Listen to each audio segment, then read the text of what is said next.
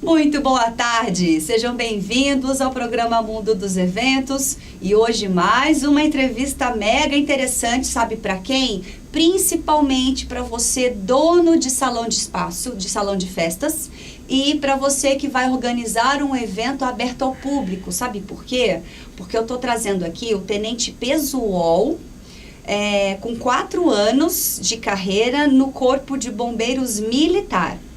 E é ele que vai nos responder muitas perguntas hoje. Seja muito bem-vindo. Obrigada, viu? Obrigada por ter vindo. Vamos explicar a diferença, que quase eu mesma não conheci, tenho certeza que as pessoas, muita gente não sabe, a diferença de bombeiro militar para bombeiro civil. Certo. Como você mesmo disse, muitas pessoas não sabem a diferença do bombeiro militar e bombeiro civil. A maior diferença entre os dois, é a missão constitucional. O bombeiro militar, ele está atrelado sempre à prevenção de incêndios, à defesa civil, ao resgate e salvamento.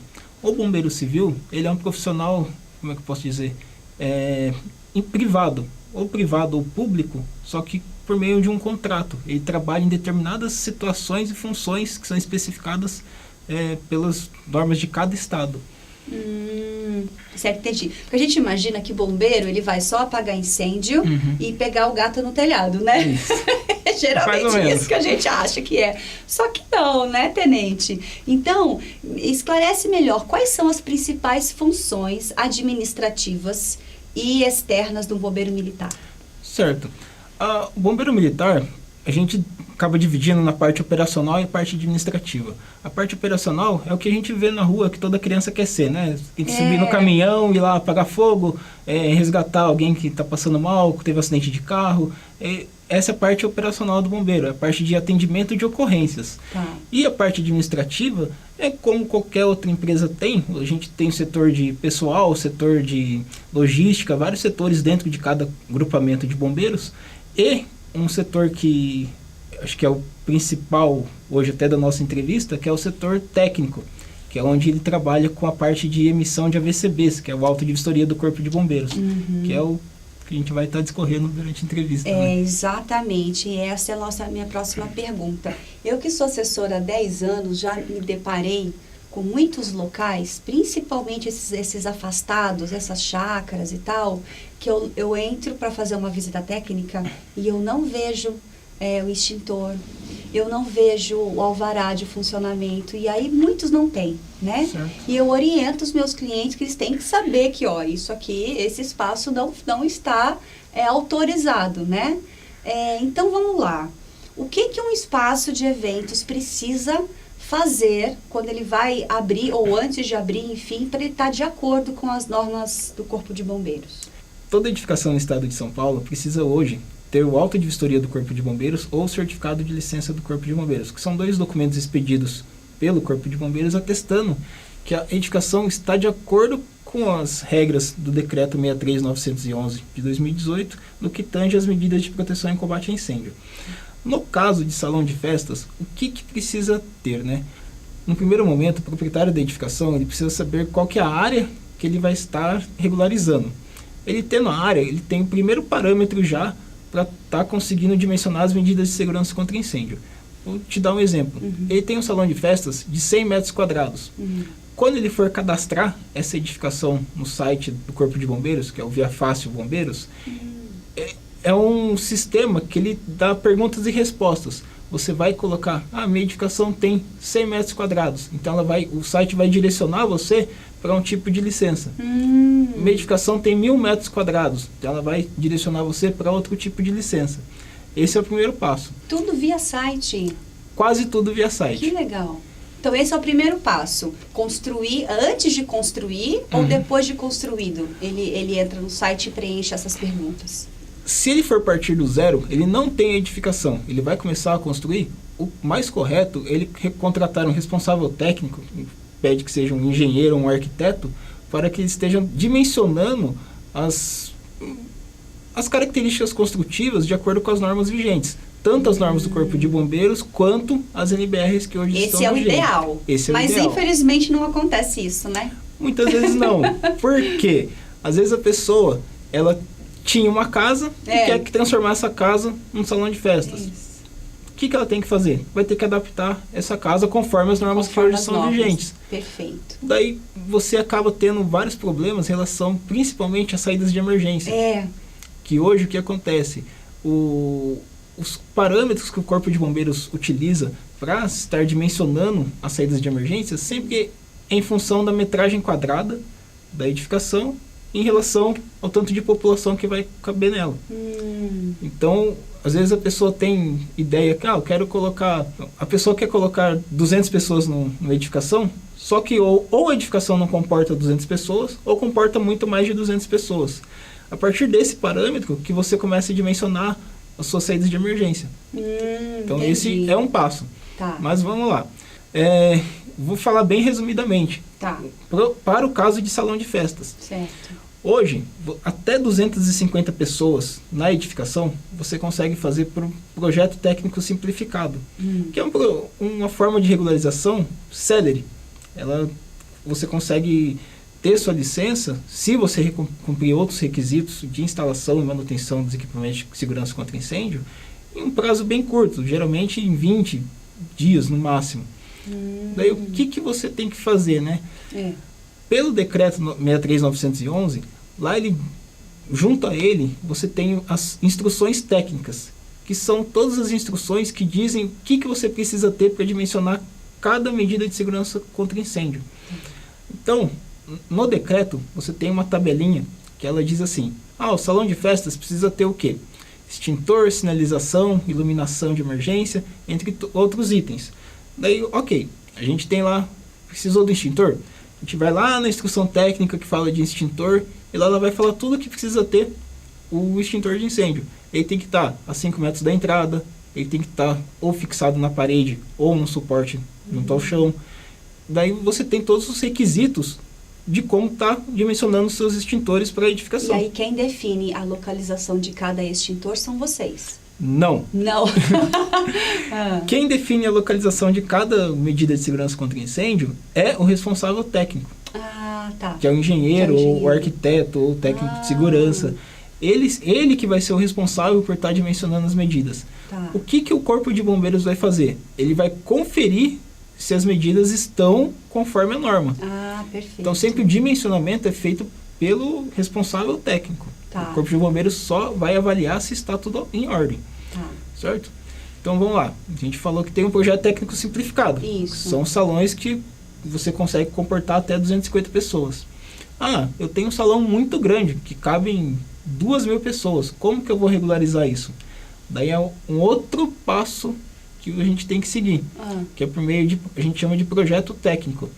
Esse projeto técnico, você precisa fazer o quê? Você tem que desenhar, fazer o desenho arquitetônico da sua planta. Você tem que colocar as medidas de segurança contra incêndio em planta. Para quê? Essa análise que vai ser feita, ela é encaminhada para São Paulo, numa divisão que só cuida disso, chama Divisão de Análise Centralizada. Lá eles fazem o quê? Recebem projetos do estado inteiro, de todas as edificações que se enquadram no projeto técnico. Certo. Daí eles vão ver se as medidas que foram dimensionadas pelo responsável técnico estão de acordo com a norma. Certo. Esse é o primeiro passo. Tá. Você deu entrada no seu projeto, fez a sua planta, recolheu a sua documentação, encaminhou para São Paulo. Daí você teve o seu projeto aprovado. Beleza. Ele voltou para a cidade onde é o seu salão. Vamos supor que seja São José dos Campos. Voltou aqui para a seção de atividades técnicas de São José. Tá. Daí vai a segunda parte para você obter o seu alvará, né? Que é a parte da vistoria. O que é a bendita vistoria, né? O proprietário, o responsável técnico vão solicitar a vistoria pelo site também. E depois de algum tempo, vai o bombeiro lá bater na porta com a planta que foi apresentada pelo responsável técnico, ver se está conforme a planta e conforme as normas vigentes. E essa visita ela é cobrada? Tudo tem taxa hoje em dia, né? Né? Tudo tem. Qual é o valor, então? É o seguinte, o valor, ele é dado em UFESP. Em o quê? UFESP, Unidade Fiscal do Estado de São Paulo. E ele é relativo à área do empreendimento. Tá. Toda edificação até 750 metros, mais ou menos até 750 metros, tem uma taxa hoje hoje em 2019, que ela é pré-fixada em mais ou menos R$101. Acima de 750 metros, daí a taxa vai variando conforme a área construída. Tá. Então, você tem uma edificação de 1.000 metros, vai ser um valor X. Você tem de 2.000, vai ser 2X e por aí vai. E esse pagamento é feito não direto na mão do bombeiro. Não, via boleto, isso é importante saber também. O Corpo de Bombeiros, ele não pode receber nada. Ele não pode receber nenhum valor financeiro. Moeda, espécie, qualquer coisa, cheque, Mas boleto. é bom explicar, né, Tenente, que a gente sabe, né, quanta gente aí maldosa tem, então é bom explicar que não, o dinheiro não se dá para o bombeiro, aí gera um boleto e o cliente paga. Onde esse boleto é gerado, né? Na hora do cadastro do projeto no site Via Fácil Bombeiros, lá é gerada uma guia de pagamento. E com essa guia de pagamento, ele acaba, quem for paga, até compensar no sistema, é liberado no site mesmo. Então, perfeito. o Corpo de Bombeiros, ele não tem, como é que eu posso dizer, nenhuma responsabilidade em cima desse pagamento. Ninguém pode ir lá no quartel, entregar o boleto, entregar o dinheiro pagado. Sempre por meio... certo. Que não seja no quartel. Sim. Então, um espaço até 750 metros quadrados em média, é isso? Quanto que é? R$101. R$101. E aí acima é de acordo com a metragem. Com a área construída. Nem é caro, imagina. Depende. Não achei, né? 101. Bom, mas aí liberou a visita técnica. Mas, já que você falou da taxa, vou ter que falar uma outra coisa então. Para os projetos técnicos, né, que é lá que eu comentei que vão para São Paulo, tem a análise, tem a planta. E tem outro. Isso, o simplificado, a partir do momento que você pagou essa primeira taxa, ela já é a taxa da vistoria. Não tem a parte de análise. Certo. Então já pagou a taxa, já vai para a vistoria, alguém vai vistoriar. O projeto técnico não. Você tem a taxa de análise e a taxa de vistoria. Hoje as taxas têm o mesmo valor. Então você vai pagar duas vezes para estar o mesmo valor. regularizando. Isso. Mas isso também é tudo feito via site do Via Fácil Bombeiros. Isso mesmo. Bom, aí o bombeiro vai até lá, agendou a visita, vai lá e vai fazer a vistoria. Outra coisa que você falou, eu já vou até corrigir. Isso, o bombeiro não agenda a visita. Não agenda. Costumeiramente ele não agenda. Por quê? A partir do momento que a pessoa solicita a vistoria, em tese, todas as medidas de segurança já tem que estar no local. Então, se a pessoa solicitou a vistoria de manhã, 7 horas da manhã, o bombeiro chegou lá às 9, tem que estar tudo em ordem. Se o bombeiro chegar daqui a 10 dias, vai ter que estar em ordem. Entendi. Por aí vai. Então, o Corpo de Bombeiros, ele não agenda a visita. Ele é provocado, né, pelo responsável técnico ou por quem solicita a vistoria, e a gente só vai lá conferir se está tudo de acordo com a norma ou o projeto aprovado. Então, ele vai aleatoriamente no dia e na hora que ele quiser, é isso? Mais ou menos. Mais ou menos. Assim, todos os dias entram dezenas de vistorias para nós, né? Tentamos seguir uma ordem cronológica dela. Então, se você pedir hoje a sua vistoria, só que eu tiver vistorias de 8 dias atrás, eu vou fazer as de 8 dias para depois estar fazendo a sua. É mais ou menos isso que acontece. Aí, ele vai lá, bom, vamos voltar, só para finalizar esse quadro. Aí, ok, aí faz o pagamento, preenche essas perguntas, o bombeiro vai lá e diz que está tudo ok. Tem mais alguma coisa a se cumprir? Sim, é o terceiro e último passo, que é a parte que muitas vezes acaba dando um problema, que é a parte de documentação. Porque tem um rol de documentos que tem que ser entregues, atestado, as anotações de responsabilidade técnica, de instalação elétrica, de medidas de segurança contra incêndio, de utilização de gases. São vários documentos que o responsável técnico tem que estar entregando. E, às vezes, acaba tendo um lapso temporal nessa entrega de documentação. Mas, se a pessoa já tiver todos os documentos em ordem, entregar, daí o auto de vistoria já está, como é que eu posso dizer, apto a sair. Bom, agora eu quero falar desses salões que, de repente, abrem, já estão em funcionamento, mas não tem. De repente, tem até o extintor, mas não tem a documentação. Vocês ficam sabendo, vocês fazem uma ronda ou vocês só vão no local quando tem denúncia? Como é? Como está sendo feito atualmente, né? Com o decreto 63911, foi incumbido ao Corpo de Bombeiros o poder de polícia, que é o que tange a fiscalização. Então, hoje, nós temos o poder de ir até um local e fiscalizar sem ter a solicitação da pessoa, do proprietário do local. A gente pode ir até lá ver se as medidas de segurança contra incêndio estão... A qualquer momento... A qualquer momento. Perfeito. E a pessoa tem que, obrigatório, abrir o salão e mostrar para vocês? Teoricamente, sim. Tá. Teoricamente, sim. A gente tem já essa prerrogativa legal de estar indo fiscalizar qualquer edificação. Isso que Entendi. Eu fiz essa pergunta comparando no seguinte. Quando a polícia vai até um lugar e quer fazer uma... Como é que chama? Apreensão? Entrar na casa sem o mandado. pedido, sem o mandado, a pessoa pode falar, não, você não tem um mandado, você não pode entrar aqui. Sim. Né? E no caso do bombeiro? Eu fiz essa pergunta porque eu comparei essa situação. Não pode.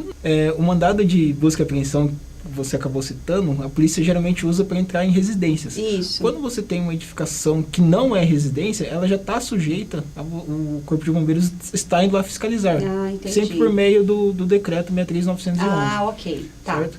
Então a gente pode sim chegar lá no local e fiscalizar. Tá. Mas daí você vai me perguntar, eu posso estar andando na rua, parar a viatura e entrar numa edificação? Não. Para evitar esses abusos, nós dependemos de uma ordem de fiscalização. Tem todo um rito para estar fazendo a fiscalização. Sempre há alguém que determina que uma pessoa vá fazer a fiscalização. Então não é de... hoje eu acordei e vou lá fazer a fiscalização em tal lugar. Não. Tem um rol onde que a gente vai e por que a gente vai estar fazendo fiscalizações naqueles lugares. E se receber denúncia, aí que vocês vão mesmo? Se a gente receber denúncia, a denúncia é verificada. Se há uma procedência justificável para estar indo fazer a fiscalização, nós vamos sem problema algum. Entendi. E aí a pessoa, aproveitando, a pessoa que entende que o salão de festas, ou que sabe que não está de acordo com as normas do bombeiro, ela consegue avisar via telefone, via site, informando como que é feito? Que o Corpo de Bombeiros orienta hoje, né? No próprio site do Corpo de Bombeiros, tem um link que chama-se Fale Conosco. Por lá, o próprio indivíduo consegue colocar o que ele quiser, de tanto reclamação, sugestão, elogio e denúncia. Só que o que a gente pede, né? Que não seja uma denúncia tão genérica. Certo. Na chácara lá do seu Zé não tem alvará, mas não fala que cidade que é, o endereço.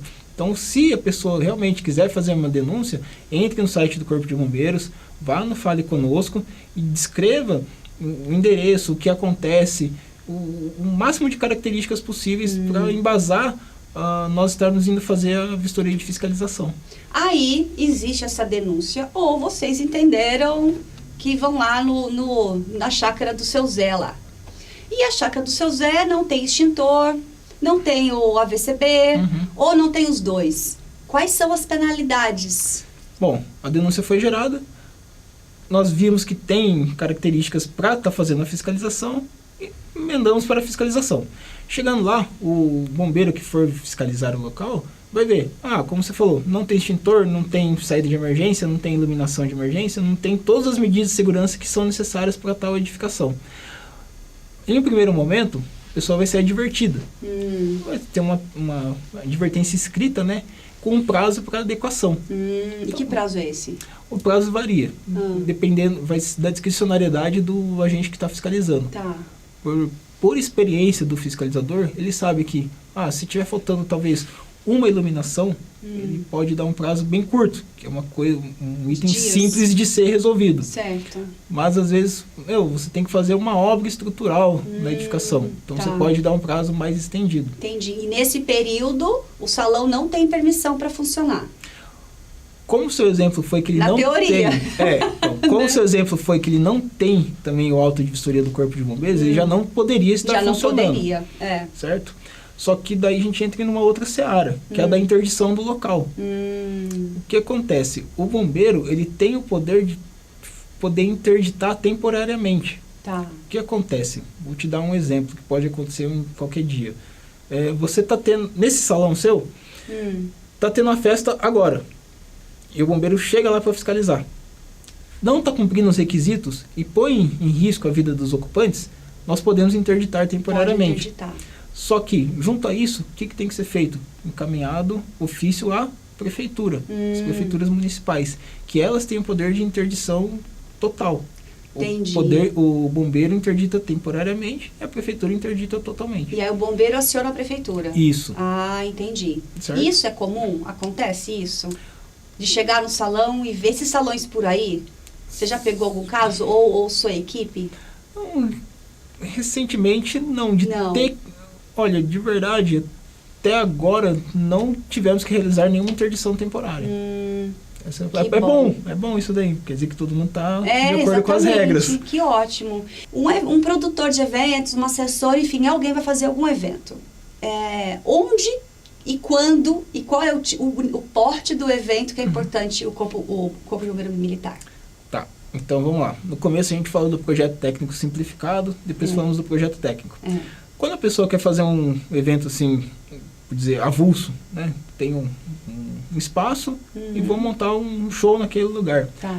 Eu tenho outro tipo de projeto para estar apresentando para o Corpo de Bombeiros, que é o projeto técnico para instalação e ocupação temporária. Tá. É um projeto temporário, que a gente chama. Que ele tem um prazo de validade mais restrito. Tem outras medidas de segurança contra incêndio que têm que ser implementadas. Daí, do mesmo jeito que é o projeto técnico, o que a pessoa vai ter que fazer?